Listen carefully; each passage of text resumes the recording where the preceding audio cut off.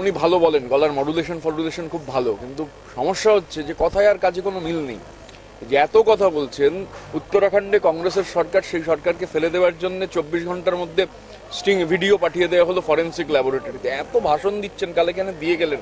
নারদার ভিডিওটা নিয়ে কি করছেন আমরা তো জানতে চাই। সারদা তদন্ত, সেই এত বড় বক্তৃতা গত লোকসভা নির্বাচনের সময় এখানে এসে আর দিদি ওনাকে কোমরে দড়ি পরিয়ে দিচ্ছিলেন, কি যে হলো। তদন্তটা বিষবাও চলে গেল, অমিত শাহ তো এসে বলে দিয়েছেন কিছু পাওয়া যাচ্ছে না, কি করে তদন্ত হবে। আর রাজ্যসভায় সমর্থন দরকার, যদিও তৃণমূলের একজন আসে না, একজন জেলে আছে, আরও লোকজন যায় না, কিন্তু সংখ্যা তো রয়েছে।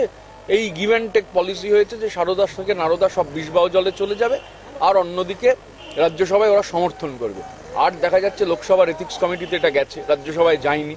আমি কালকে সকালে দিল্লিতে ছিলাম, এমনি লোকসভার সেক্রেটারিয়েটে গিয়ে খোঁজ নিলাম, এখনো মিটিংই ডাকা হয়নি। শোনা যাচ্ছে কান্নাকাটি করেছেন যে ভোট অবধি যেন কমিটির মিটিং টিটিং না।